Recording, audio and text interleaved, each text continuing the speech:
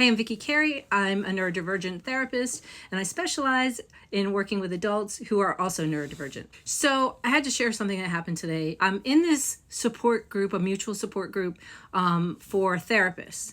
And it's the first time I've ever been in this meeting. And so everybody's doing their introductions, and I introduce myself and I say who I am and what I do.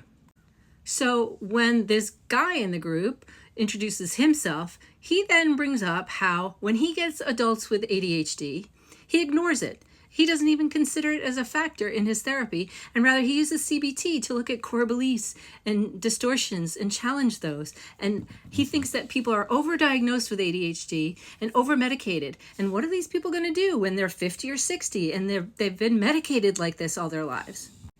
All right, so it took everything in me to not argue with the man and be very professional and to try to clarify what I was feeling and thinking in that moment.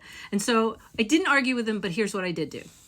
My ADHD brain made me do a little bit of a TED Talk, but I don't care. I wanted to educate this person.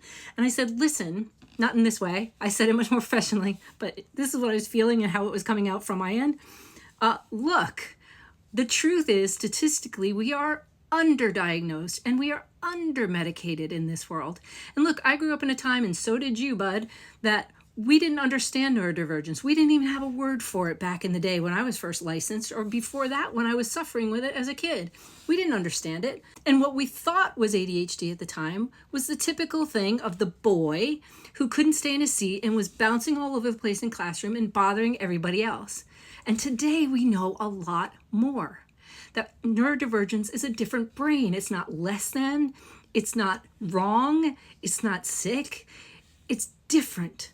And today we know our neurodivergence shows up in lots of other ways. It affects everything we do and everything we are. And to ignore that in therapy is harmful. To look for distortions and challenge them, I get that. But we can't do any of that until we first look at our ADHD and our neurodivergence and identify it and go, oh, that's my ADHD. That's my autism. These sensitivities have to do with my neurodivergence. My emotional reactions to things are my neurodivergence. The way I feel about myself is a combination of my neurodivergence and living in a neurotypical world my entire freaking life and trying to fit in. And that's harmful. And we can't do any work for ourselves until we understand that and we live it and we feel it and we experience it. It's not to make excuses for ourselves. It's to understand what we're working with. Only when we identify our neurodivergence and in every way that it shows up in our lives can we understand it. And then can we take care of ourselves in a different way, so that we're not suffering every day, that we're not internalizing all those labels of lazy and less than and stupid and irresponsible and out of control that we've adopted in ourselves, those ableist thoughts that we have adopted within ourselves that we say to ourselves. Only then can we let those go and actually work on taking care of ourselves in a different way. And I had to chuckle because then 2 or 3 of the other therapists chimed in and said, yeah, I was diagnosed with ADHD myself, women, in my 50s, in my 40s, and now I'm understanding my whole life in a different way, and that's what happens, right? And one of them was sharing how their therapist said, oh, it seems like you're dissociating. And I laughed and I said, I prescribe dissociation to my clients, right? To avoid the emotional tsunamis, to avoid the overload, to avoid that overstimulation that happens with us.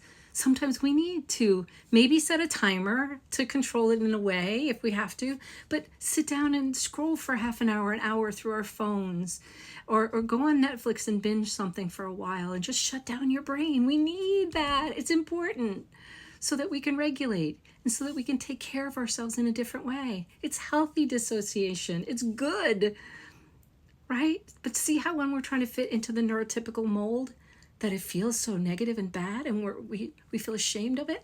No, we need it. So I just wanted to share how I professionally and kindly went off on somebody today about that, and it just I couldn't stop, because all I can think of is that they're doing harm. They don't know, they don't mean it, they don't understand what they're doing. But anybody who doesn't, if you're in therapy and you're with a therapist who doesn't talk to you about your neurodivergence on a regular basis, and you're talking about things like your distortions or whatever, you're missing the boat. Show them this TikTok if you want. Have them call me. I'm happy to talk to them. Because I promise you, that is how we heal with neurodivergence, not from neurodivergence. Healing ourselves with neurodivergence is understanding it, loving ourselves through it, rejecting the ableism and those labels that don't fit us, and taking care of ourselves in a different way. Life gets easier. Life gets happier. We're not neurotypical. That's not our goal, but we're neurodivergent. Neurodivergent people who love ourselves and who can do better because we're taking care of ourselves in a different way. Thanks for listening. Be kind to yourself today, okay?